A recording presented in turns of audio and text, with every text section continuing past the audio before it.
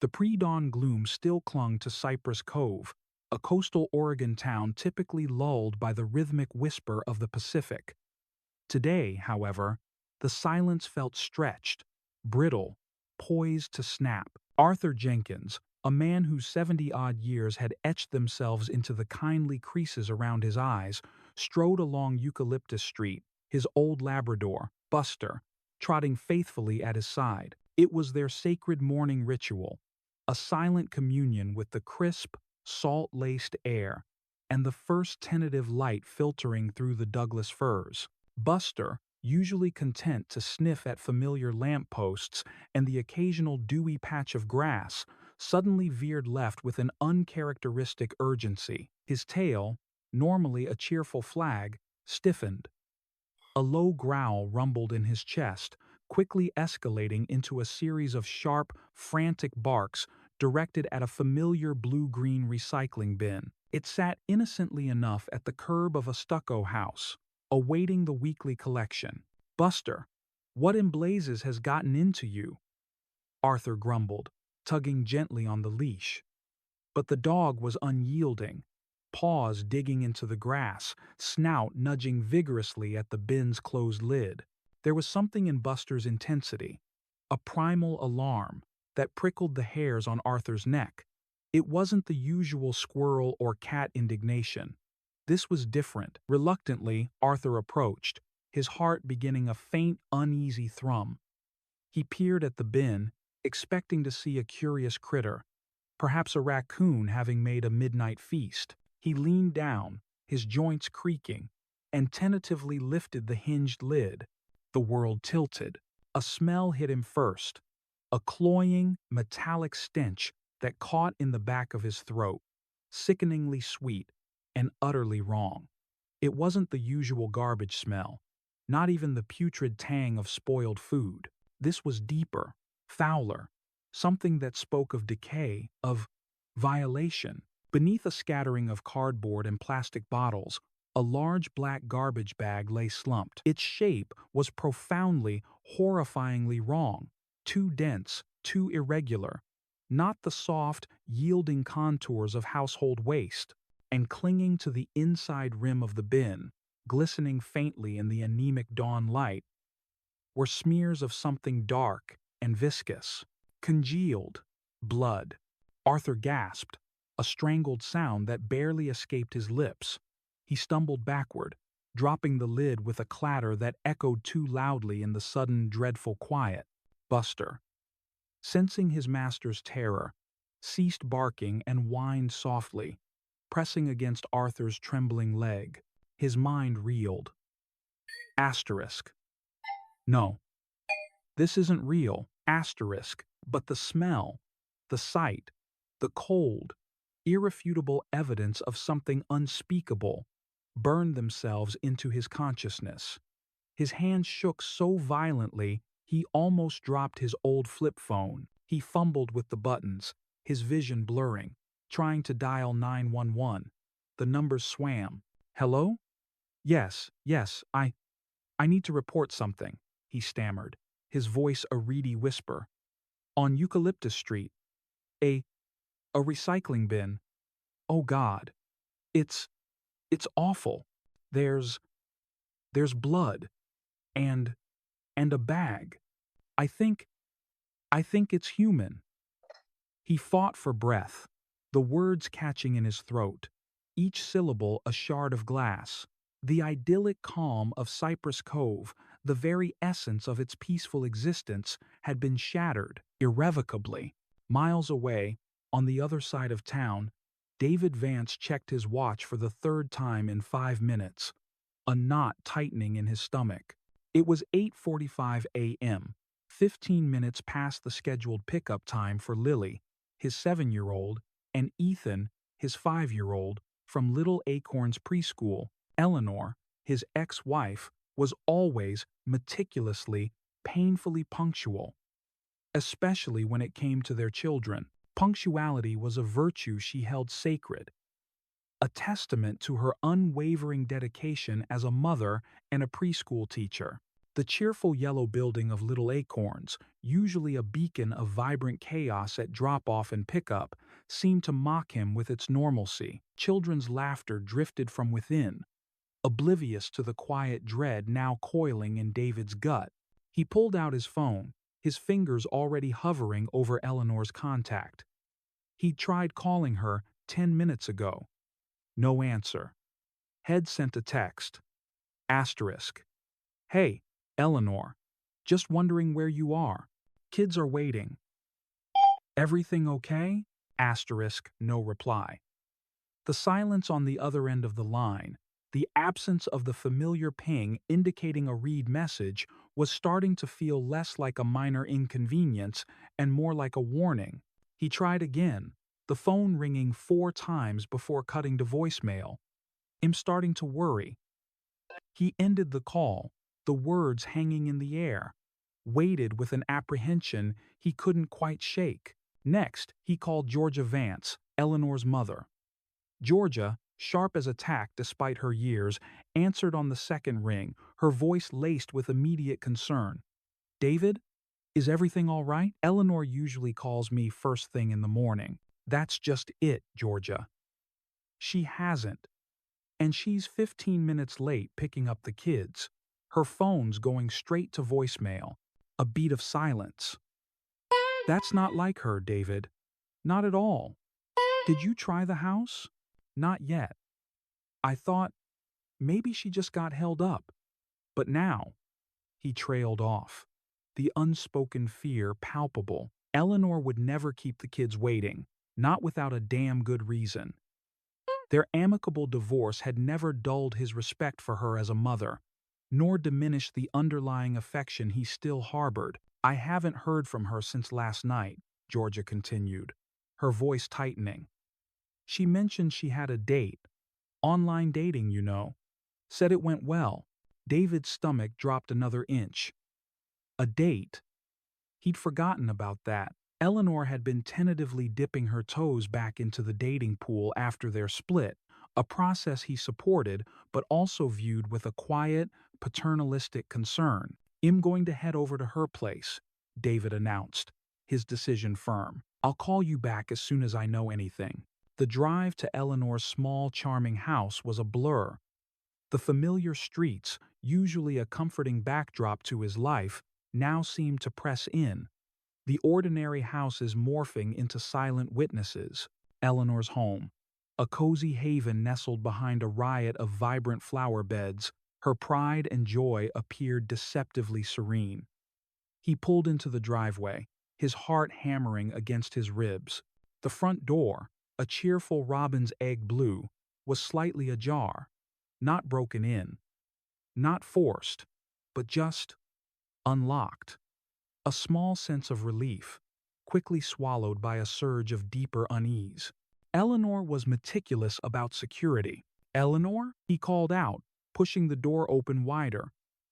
His voice sounded thin, swallowed by the unnatural quiet within the house. He stepped inside, his footsteps echoing on the polished hardwood floor. Eleanor, are you here? No answer. Only the ticking of a grandfather clock in the hallway, its rhythm suddenly feeling like a countdown. The house was spotless, meticulously tidy, just as Eleanor always kept it, but it was too still, too silent. A cold draft seemed to snake through the rooms, raising goosebumps on his arms. He checked the living room, the small office, then the kitchen. Nothing. Everything seemed to be in its place, yet a profound sense of wrongness permeated the air. Then his eyes landed on the kitchen counter, her small, floral-patterned wallet, and beside it, her smartphone. His breath hitched. This was impossible. Eleanor never left without her phone. She was glued to it. That was even more unthinkable. This wasn't just a missed appointment. This wasn't just a late morning. This was something else. Something terrifying. David's panic, simmering beneath the surface, boiled over. He grabbed his phone again, his fingers shaking as he dialed 911. My ex-wife, Eleanor Vance. I think something's wrong. She's missing. The air on Eucalyptus Street was thick with the metallic, cloying scent of blood and something far more grim. Detective Sarah Chen, a woman whose calm exterior belied a sharp, incisive mind honed by 2 decades of police work, surveyed the scene. Her partner, Detective Ben Carter, a younger man whose earnestness was balanced by a solid work ethic, stood beside her, his face a grim mask. The blue-green recycling bin, now a macabre focal point, was surrounded by yellow crime scene tape, a stark contrast against the ordinary suburban backdrop. Uniformed officers kept curious onlookers at bay, their hushed whispers adding to the heavy atmosphere. The forensics team, clad in pristine white suits, moved with a methodical, almost reverent efficiency. Sarah's gaze swept over the scene. The small house, the carefully maintained lawn, the quiet dignity of the street. It was the kind of place where nothing truly bad was supposed to happen. Yet, here it was. She noticed the precision with which the perpetrator had attempted to conceal the evidence, the black bags, the bin on a collection route. A chilling professionalism. "What do we have, Ben?" she asked, her voice low, steady. Ben gestured towards the forensics technicians who were painstakingly documenting the contents of the bin. "Old Mr. Jenkins found it, detective. His dog, Buster, wouldn't leave it alone. Inside, multiple black garbage bags. Looks like dismembered remains." Sarah felt the familiar tightening in her gut, a cold dread that settled deep in her bones. Any identifying features? Not easily visible, given the state. But the team found something small, tangled in some of the contents. Ben held up a small evidence bag. Inside, a delicate silver chain gleamed, attached to a tiny, perfectly formed 4-leaf clover pendant. Could be a necklace. We're running it through the missing persons database, along with preliminary estimates of hair color and build. The forensics team worked with grim determination. Each piece of evidence was meticulously photographed, cataloged, and carefully placed into separate bags. The fragments of a life, brutally extinguished, were being gathered, hoping to speak the truth. Just then, a uniformed officer approached, his expression somber. "Detective Chen, we just got a call from dispatch. A missing person report for an Eleanor Vance, female, age late 30s, a preschool teacher in Cypress Cove. Her ex-husband reported her missing after she didn't pick up her kids." Sarah felt a jolt. "Did they send a photo?" The officer nodded, holding out a phone. Sarah took it, her eyes scanning the image. It was a headshot of a woman with warm, intelligent eyes and a kind smile. Around her neck, just visible above the collar of her sweater, was a delicate silver chain with a small, familiar pendant. A 4-leaf clover. A wave of chilling certainty washed over her. The connection, once a faint whisper, now screamed in the silence. The vibrant woman in the photo, the dedicated teacher, the mother, was almost certainly the fragmented horror lying in the evidence bags. "Confirming identity," Sarah said, her voice barely a whisper, the words heavy with the weight of tragedy. "It's her, Eleanor Vance." The horrific link was confirmed, solidifying the terror that had descended upon Cypress Cove. The hunt for a monster had officially begun. The tranquil facade of Eleanor Vance's home, usually a beacon of vibrant domesticity, now shimmered with an unsettling stillness under the harsh glare of police floodlights. Detective Sarah Chen stood on the meticulously manicured lawn, a silent sentinel amidst the organized chaos of a crime scene. The air, despite the cooling coastal breeze, felt heavy, pregnant with unspoken horrors. Her partner, Detective Ben Carter, stood a few feet away, his broad shoulders slumped slightly, the weight of their grim discovery palpable. "No signs of forced entry, Chen," Ben reported, his voice low as Sarah approached the front door. "Looks like she let him in." Or he had a key. The latter thought was more chilling. Sarah nodded, her gaze sweeping over the charming exterior, the neatly trimmed hedges, the cheerful robins, egg blue front door, the overflowing window boxes.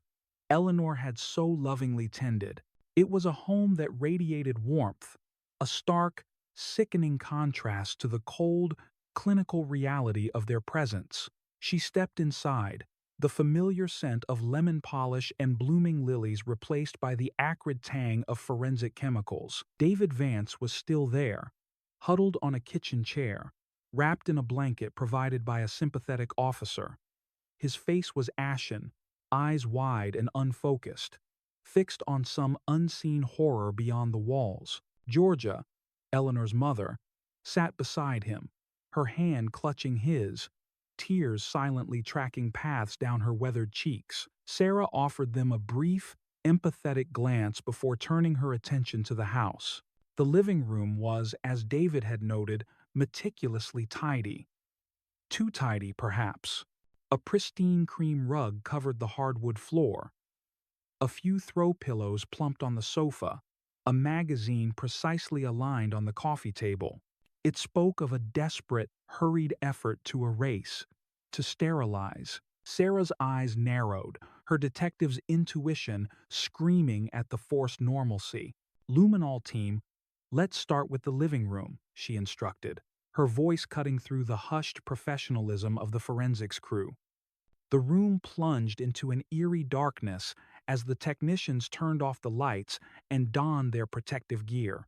The faint ghostly glow of the UV light swept across the surfaces, and then, slowly, agonizingly, the truth began to emerge. Faint blue-white specks bloomed on the cream rug, spreading into faint, almost invisible patterns beneath the edges of the sofa, along the baseboards. A chilling constellation of tiny splashes, streaks, and smears, meticulously cleaned but never entirely eradicated, revealed themselves as the indelible footprints of a brutal act. Ben whistled softly, a sound of grim acknowledgement.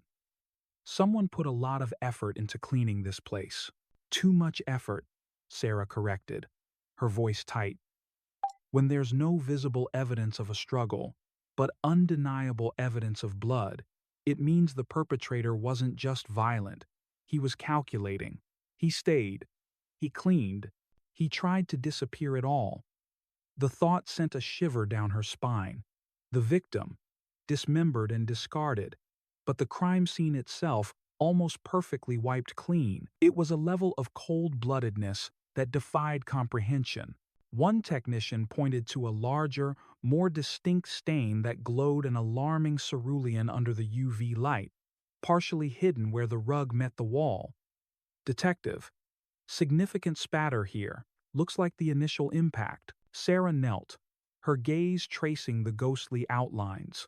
The story was unfolding, silent, but vivid. A struggle, a brutal assault. Then, the methodical, horrifying cleanup. The knowledge made her stomach churn. Her attention then shifted to the backyard. A small, well-tended garden, another testament to Eleanor's love for beauty and order. A storage shed stood at the back, its padlock intact. Has anyone been in the shed? Sarah asked, turning to a uniformed officer. Not yet, detective. Waiting for your instruction. Open it, she commanded. Carefully, inside, amidst gardening tools and bags of soil, Ben pointed to a neatly hung pruning saw. It was a standard, innocuous tool, its blade glinting faintly. But something about it caught Sarah's eye. It was too clean, almost freshly wiped, yet on closer inspection, under the focused beam of her flashlight, she saw them. Faint, almost imperceptible scratches on the blade, and minuscule, dark reddish smears in the teeth that even the most thorough wiping couldn't completely remove. Get forensics on this, Sarah ordered, her voice firm. Test it for trace evidence, any fibers, tissue, blood residue. The image of the dismembered remains from the recycling bin flashed through her mind, connecting sickeningly with the tool in front of her. As the forensic team began to process the saw, Sarah's eyes scanned the front of Eleanor's house once more, and there it was. At the curb, right where the weekly collection would happen, stood a blue-green recycling bin, identical in make and model to the one Mr. Jenkins had discovered on Eucalyptus Street. It was empty, clean, awaiting collection, but its presence here, so precisely mirrored, felt like a silent, horrifying boast. That bin, Sarah said, pointing. Is it standard issue for this area? Yes, detective, an officer confirmed. All residents in Cypress Cove receive them. Run prints. And check for any subtle marks or defects, she instructed, a cold certainty settling in her gut. It was too perfect a match to be a coincidence. Back inside, after the initial sweep of the living room, Sarah decided to check the master bedroom. It was a sanctuary, furnished with soft colors and personal touches. Framed photos of Lily and Ethan, a stack of books on the nightstand. It was here, amidst the personal effects of Eleanor Vance, that Sarah hoped to find a voice. On the nightstand, tucked beneath a paperback novel, Sarah found it, a small, leather-bound journal with a delicate floral design. It felt light in her hands, brimming with the hopes and quiet reflections of its owner. She opened it carefully, turning past the blank first pages to find Eleanor's neat, flowing handwriting. The recent entries spoke of loneliness, of the tentative steps back into the world of dating after her divorce. But Lily and Ethan deserve a happy mom, and I deserve to find connection. Then, a more recent entry, dated just 2 days prior, stood out. It radiated a fragile excitement. Asterisk. Met him on Coastal Connections last week.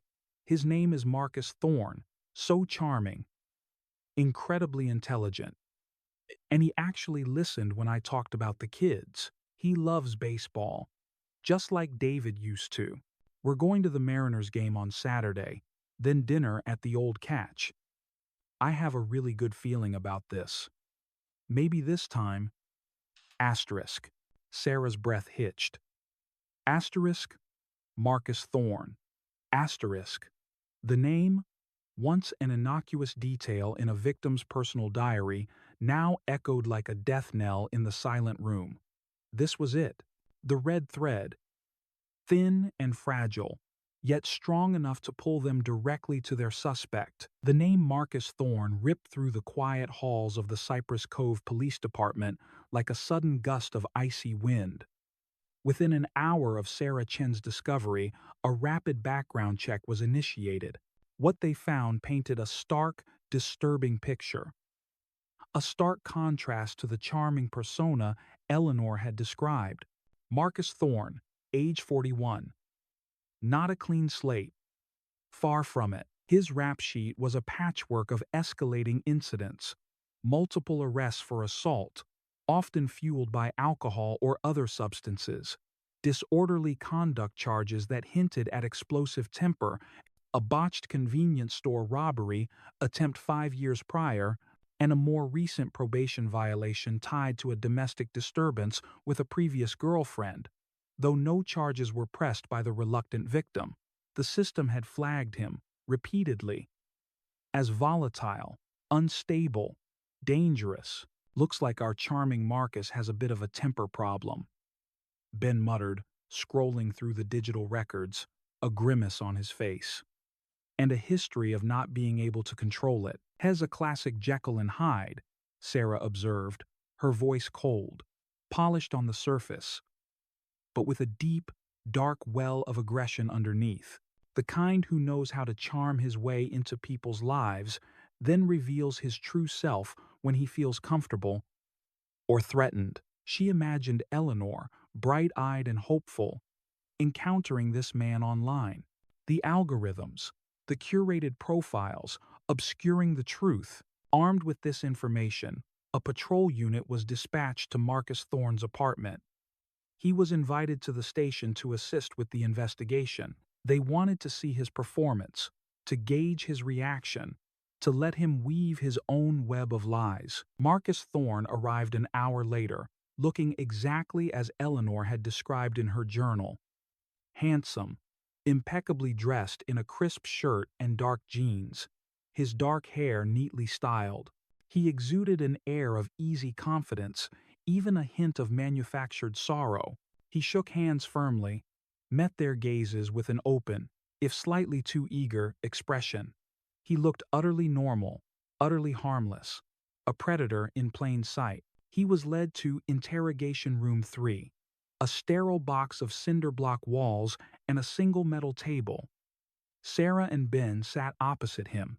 "Mr. Thorne," Sarah began, her voice calm, devoid of accusation. "We're investigating the disappearance of Eleanor Vance, and we understand you had a date with her recently." Marcus sighed, running a hand through his hair, a performative gesture of distress. "Yes, Detective. Eleanor. What a tragedy.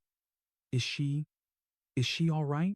I saw something on the news about a body found, but oh God, please tell me it's not her."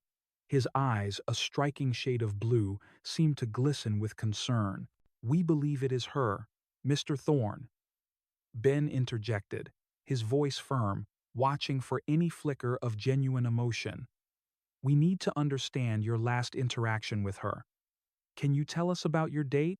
Marcus leaned forward, adopting a sympathetic posture. "Of course. Anything to help. It was a wonderful night. Truly. We met at the Mariners game. She was so excited. A real fan. We had a few beers, laughed a lot. Then we went to the Old Catch, just like she mentioned in her texts. We talked for hours. She's such a bright, kind woman, so full of life." He paused, shaking his head. "It's just heartbreaking to think. And after dinner?" Sarah prompted gently, keeping her gaze steady. "After dinner, I drove her home. We pulled up to her place, talked a bit more in the car, just enjoying the moment. We kissed goodnight, a sweet, innocent kiss. And then I left. I went straight home. Got in around midnight, maybe 1 a.m. I had a few drinks, so the exact time is a bit fuzzy, but I know I left her safe and sound." "You drove her in your car?" Ben asked. Marcus hesitated for a fraction of a second, just enough for Sarah to notice. No. We took her car. She drove. I'd had a few, and she insisted on driving. Said she preferred to. Anyway, so I drove her car, and then she drove me times, back to my car, which was parked at the Old Catch, where we had left it. A new lie, almost imperceptible. Sarah's internal alarm bells chimed. "So you were in her car, but she was the one driving the entire time?" "That's right," Marcus confirmed. A subtle shift in his posture, a barely discernible hardening around his eyes. He was reinforcing his narrative. The interrogation continued for another hour, Marcus maintaining his carefully constructed facade of innocence and concern. He admitted to drinking, using it as an excuse for any potential fuzziness in his memory. He expressed shock, even outrage, at the thought of Eleanor being harmed. He was a master manipulator, weaving a plausible, if slightly too polished, story, but the investigators had been busy. Cell phone tower pings had already contradicted parts of Marcus' timeline. CCTV footage from the Old Catch parking lot showed Eleanor's car leaving with Marcus in the driver's seat, not Eleanor. And the forensics team had made another critical discovery. "Mr. Thorne," Sarah interjected, cutting through his rehearsed grief. "You mentioned you never touched Eleanor's car, beyond being a passenger." "That's correct, Detective," he said, feigning confusion. "She was driving." Ben slid a photograph across the table. It was a close-up of Eleanor's steering wheel, and there, stark and undeniable, was a clear fingerprint. This was lifted from Eleanor Vance's steering wheel. "Mr. Thorne, it's a perfect match for your right thumb." For the first time, Marcus Thorne's composure fractured. The mask slipped, His eyes darted from the photo to the detectives, a flash of pure, primal fear, and something darker, cold calculation, crossing his face. His jaw tightened, a muscle throbbing beneath his ear. He opened his mouth, then closed it, searching for another lie, another plausible denial. The silence stretched, thick and suffocating. The predator had been unmasked, if only for a fleeting, terrifying moment. The mounting evidence against Marcus Thorne became a crushing, undeniable weight. The preliminary forensic results from Eleanor's house confirmed the presence of her blood, meticulously cleaned, but still detectable, on the living room rug and several other surfaces. The pruning saw from Eleanor's shed, once an innocent gardening tool, was positively identified as the murder weapon. Microscopic analysis found Eleanor's hair and tissue fibers embedded in its teeth, along with residue that matched the specific nature of her wounds. Then came the definitive blow. A search warrant had been executed at Marcus Thorne's apartment, based on the inconsistencies in his testimony and the fingerprint evidence. There, tucked into a hamper, forensics found a pair of jeans and a shirt, luminol sprayed, and the ghostly blue glow illuminated what Marcus had desperately tried to wash away. Faint, almost invisible specks of blood. DNA analysis confirmed it belonged to Eleanor Vance. His attempt to clean up, to erase his presence, had been a failure. Adding to the damning picture was the seemingly insignificant detail of the garbage bags. The black bags containing Eleanor's remains found in Mr. Jenkins' recycling bin were standard ubiquitous household items, but a specific jagged tear on one of the bags, a unique imperfection, became a crucial link. In Marcus Thorne's apartment, tucked away in a kitchen cabinet, a roll of identical black garbage bags was found. The forensics team meticulously matched the unique tear pattern on one of the bags from the roll to the one found with Eleanor's remains. It was the kind of meticulous, painstaking work that transforms ordinary objects into irrefutable evidence. Faced with an avalanche of proof, the luminol evidence, the confirmed murder weapon, Eleanor's blood on his clothing, the matching garbage bags, his own contradictory statements, and the damning fingerprint on her steering wheel, Marcus Thorne had no escape. The state moved swiftly to indict him on charges of first-degree murder, desecration of a human body, and obstruction of justice. In the end, he didn't offer a full confession, not in the way one might expect. He muttered about a lapse in judgment, about too much alcohol, about things getting out of hand. He tried to paint Eleanor as having provoked him, as having come on too strong. But his words were hollow, devoid of genuine remorse, devoid of any real explanation for the monstrous brutality of his actions. There was no coherent motive offered, no satisfying why that could possibly make sense of such incomprehensible evil. He simply did times it. The darkness within him had finally erupted, consuming Eleanor's vibrant light. The trial was swift, the evidence overwhelming. Marcus Thorne, the charming facade irrevocably shattered, was found guilty. He would spend the rest of his life behind bars, a cage for the monster who had walked among them. But the verdict, while delivering justice, could never heal the wounds left behind. Days turned into weeks, weeks into months. The quiet, idyllic town of Cypress Cove tried to find its footing again, but it bore a permanent scar. The once trusting residents looked at their neighbors with a new, unsettling caution, and the online dating apps, once a source of exciting possibility, now loomed with a chilling new connotation. In Eleanor's little house, now empty of her presence, David Vance and Georgia Vance sat together on the sofa in the too-clean living room. Lily, 7, and Ethan, 5, sat nestled between them, clutching teddy bears. Lily, old enough to grasp the finality of death, but not its cruelty. "Mommy's really gone, Daddy?" she whispered, her voice fragile. David pulled her closer, his own eyes brimming. "Yes, sweetie. She's gone. But why?" Ethan, innocent and uncomprehending, asked, his voice barely a murmur. "Why did the bad man hurt Mommy?" David looked at Georgia, his heart aching, and then down at his children. How could he explain such a thing? How could he articulate the senseless, motiveless evil that had stolen their mother? There was no answer. Not one that would ever make sense. No logic to this particular brand of darkness. Georgia wrapped her arms around both children, pulling them into a tight embrace with David. The shared grief was a palpable presence in the room, a heavy shroud.